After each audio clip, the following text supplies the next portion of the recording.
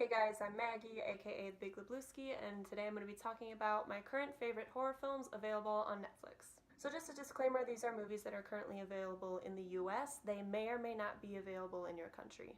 First things first, Silence of the Lambs, Poltergeist, and The Sixth Sense are all available on Netflix right now in the US. So if you haven't seen those movies, just stop watching this video and go watch those. Just go. Alright, now that that's out of the way, I'm going to get into it. So the first movie that I'm going to be talking about is The Invitation.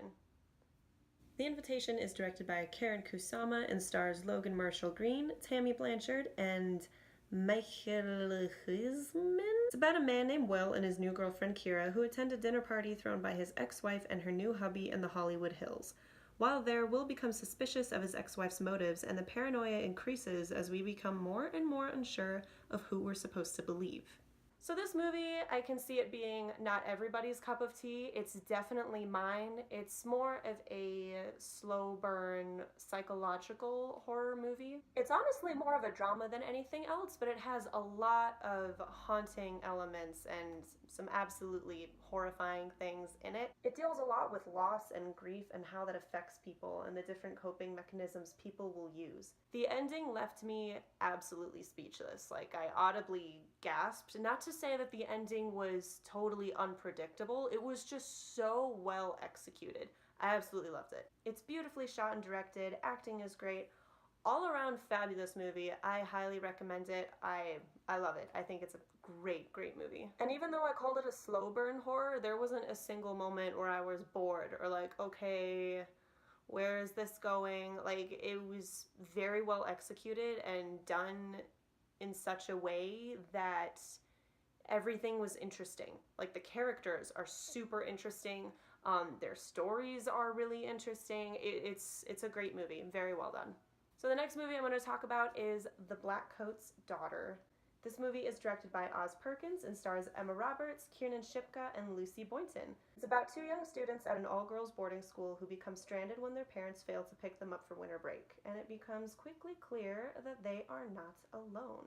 So this is another slow burn horror movie that is absolutely gorgeous to watch. The cinematography, the filming, the editing, it's all amazing. The music is probably one of my favorite parts of this whole movie. It's so cool. It was not what I expected it to be, and I really liked that. I honestly had no idea what this movie was about going into it, and I'm intentionally keeping the descriptions to these movies vague because I personally think it's way more fun to go into a horror movie not knowing what it's about, because it just makes it that much more intriguing and surprising. The ending to this movie is left a little bit more open-ended. I definitely have my own interpretation of how it all went down, so you guys should definitely give it a watch and let me know what you think.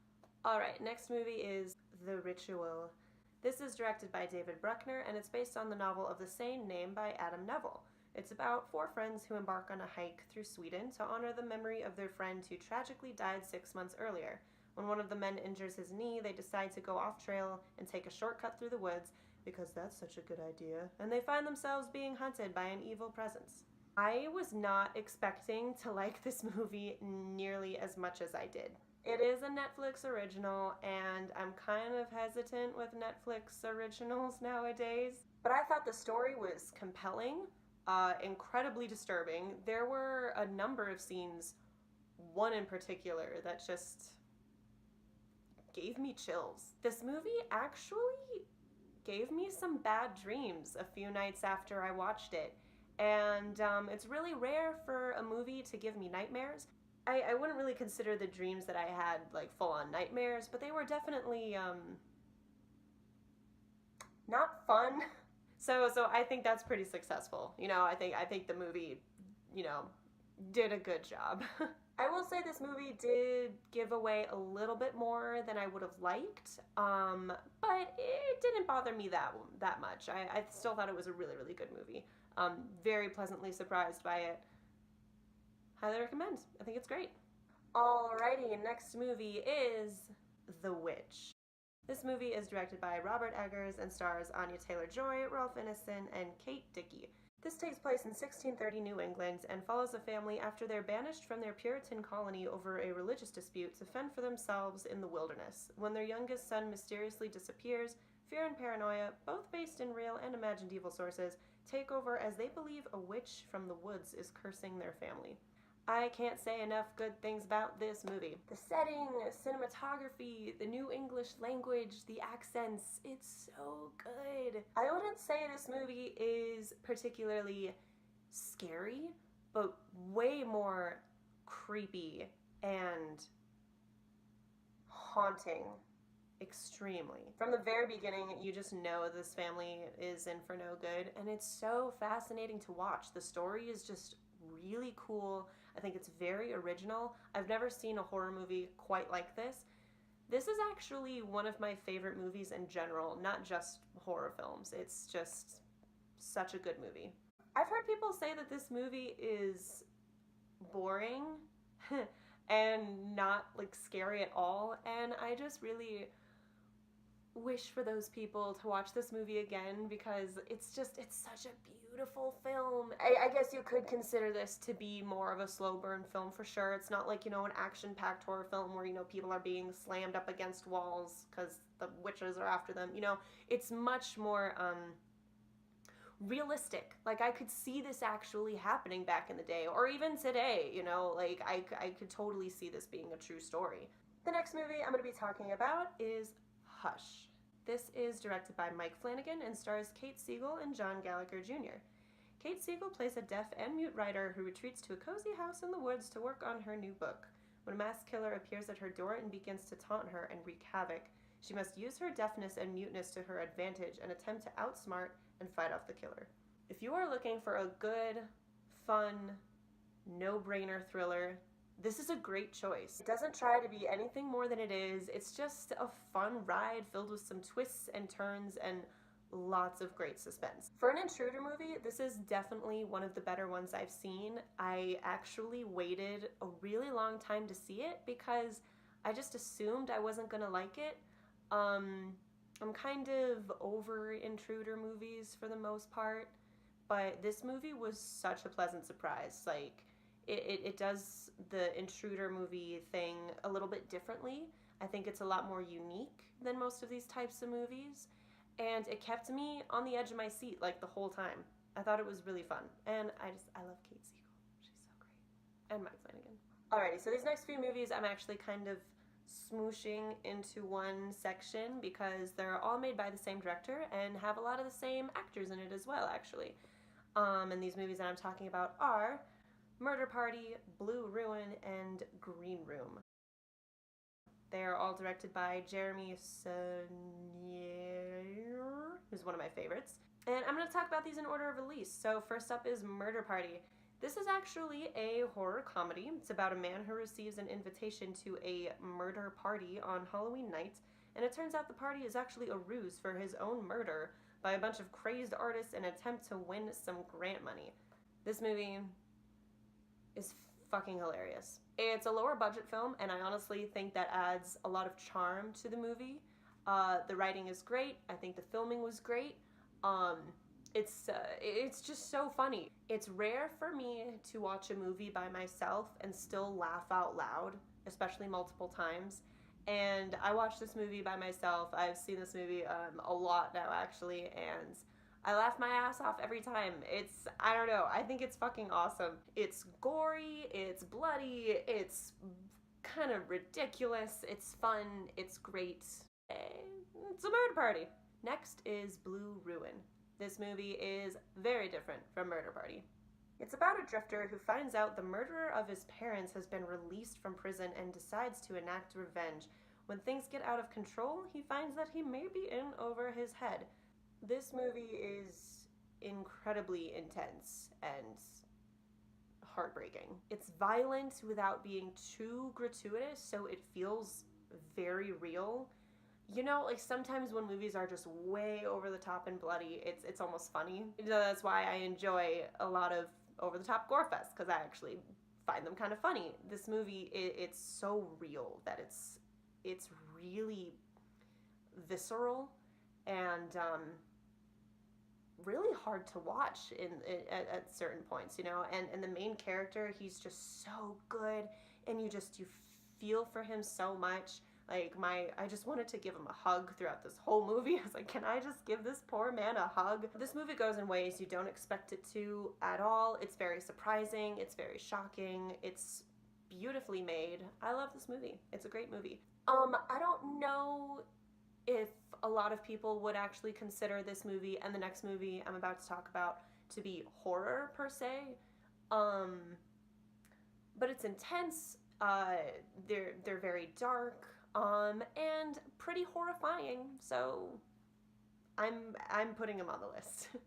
All right, next is Green Room. This movie is about a punk band who, after a failed gig, score another gig at a shady venue that turns out to be run by neo-Nazis. After one of the band members witnesses a murder, they become the targets of the skinheads who want to get rid of the evidence of the crime. This movie stars Anton Yelchin and Sir Patrick Stewart. This movie, like Blue Ruin, is also incredibly intense and emotional. It's also a little bit harder to watch now that Anton Yelchin passed away. It just makes it that much more like gut-wrenching and sad. This is not a feel-good movie by any means. I'm just gonna put it out there. It is kind of miserable, but it's just so damn good. It's so good. I didn't see the trailer for this movie when it first came out. I just heard the premise from somewhere and saw that it had Anton Yelchin in it, or Yelchin, and Sir Patrick Stewart, and I was just like, that sounds fucking awesome. I want to see that. Like, hell yeah, punk bands taking on neo-Nazis, fuck yeah. And again, the violence in it, much like Blue Ruin, it's not gratuitous and over the top. It's very real, so it just makes it that much more like uncomfortable and horrifying because it looks like, you know, real life. Next movie I'm going to be talking about is Train to Busan. This is a Korean film directed by Yeon Sung-ho. I hope I said that relatively right. It's about a man and his daughter who become trapped on a train during a zombie outbreak and must fight for their survival. This is probably one of the best zombie movies I've seen. It's incredibly emotional and tugged on my heartstrings much more than I thought it was going to. Did sometimes border on being a little cheesy, but I didn't really mind that. The action and suspense were great. And the zombies, guys, the zombies were so sick. They were like badass, like hardcore zombies. Yeah, it's a really beautiful movie. It definitely, you know, made me tear up a little bit. Like I said, it does border on cheesy at some points, but I thought it was really sweet. And like I said, the action is great. It's a great movie. Definitely check it out. Alrighty, so the last movie that I'm going to be talking about, I saved the best for last. Well, in my opinion, I think it's probably the best out of the ones that I've mentioned. And this movie is The Wailing. This is another Korean film directed by Na Hong-jin. It's about a policeman who must find the source of a mysterious illness that's also tied to a series of brutal murders that start spreading through a small village in order to save his daughter. Hysteria ensues when the villagers blame the sickness and murders on a mysterious man who arrived shortly before it all started. This movie. Fuck. It is rare for me to find a movie that affects me in the way that this movie did. It's absolutely incredible. I was left completely speechless. I didn't even know what was going on most of the time. Every scene I was pretty much just like, what the fuck? There's so many cool twists and turns. You never know what to expect. It's just crazy. It's a longer movie. It's got a 2.5-hour runtime, but it did not feel like it. There wasn't a single moment in this movie where I went, okay, this has been kind of going on for a while. You know, when are we gonna get there? When's it gonna end? I did not have that thought for a single moment. It's an epic journey to go on. This movie really is like a journey. When it ended, my fiance and I literally just sat there staring at the TV screen, absolutely silent for like a good minute. This movie is bone-chilling, incredibly haunting.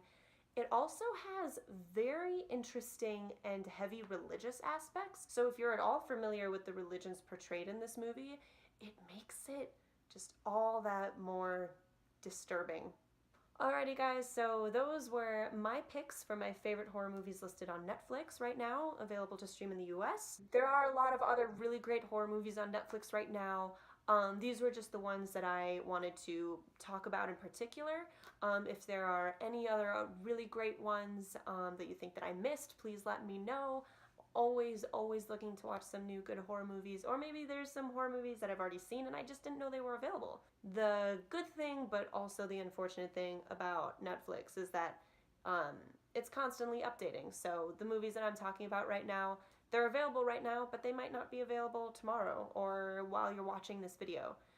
So keep that in mind. I can do an updated list of this later. Alrighty guys, so that's it. If you enjoyed this video, feel free to subscribe if you want. This is like my first video on here, so keep that in mind. I am planning on making a lot more videos. I've got a lot of video ideas. I really just like talking about horror movies with people and like horror in general. So yeah, that was it. Okay guys, thank you. I'll catch you on the flip side.